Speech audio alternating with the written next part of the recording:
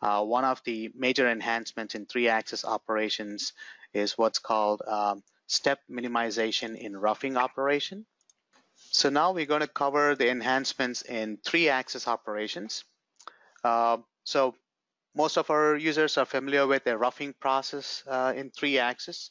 So in the case of horizontal roughing, you can see that the toolpath we're generated using the maximum depth per cut can be set for the tool.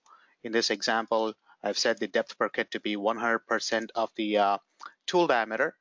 And I've created a roughing operation in here, and you can see these large stair steps that are being generated in the roughing process.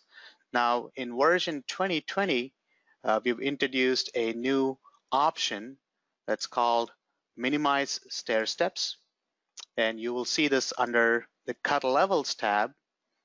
You have the option to now minimize stair steps, and you can specify the intermediate step down as a percentage of your step down control.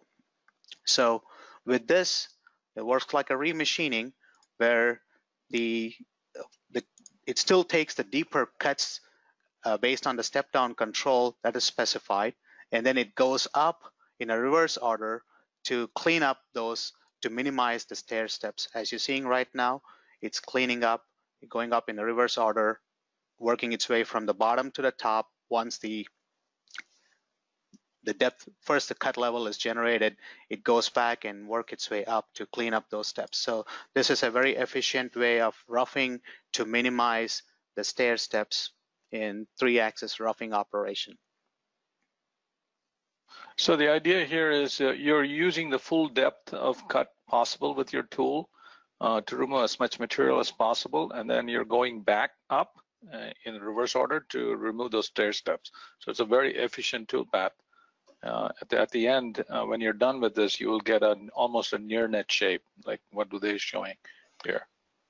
So here I'm going to compare this with the previous toolpath. So this is with the step minimization roughing, and this is without the step minimization roughing. So you can see the difference where it minimizes the stair steps by selecting step minimization roughing or minimize stair steps under the cut levels tab. And this option is available from standard upwards, any configuration from standard upwards.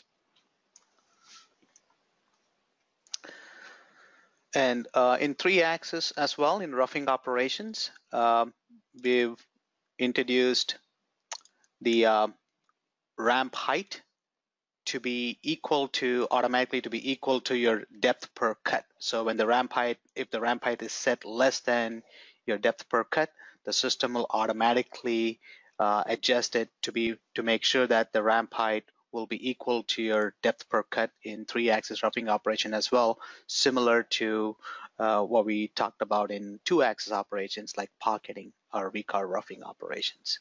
So this is also a enhancement for 3-axis roughing as well, where the ramp height is set automatically based on depth per cut. This also applies to horizontal re-roughing operations.